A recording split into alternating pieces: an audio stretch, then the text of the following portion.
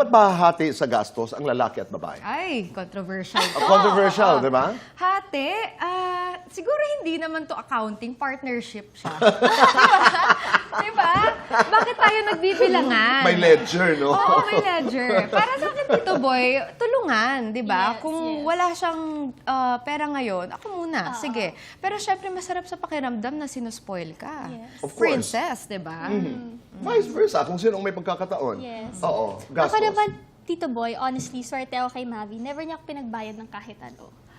Pero, even yung mga travels namin, siya nagbabayad lahat. Pero etong Bangkok trip namin, I offered na ako naman magbayad sa hotel. Oo, Para oo. naman I mean like, Ganda. kaya naman niya. It's just that, of course, gusto ko may ambag din ako sa kanya. Tama. Live-in before marriage. Live in. Parang pwede. Oo. To test the relationship. To see, di ba? Ako gusto ko, yes, same. Pwede. Ako, I respect the choice. Ako, Oo. Tito Boy, definitely, gusto ko muna live-in bago kasal. Or basically, pag-engage na, makasama ko siya sa bahay. Kasi doon mo makikilala yung tao. Lalo na when I started living alone, it changed my life. So talagang gusto kong malaman kung sino ba yung taong mapapangasawa ko sa house.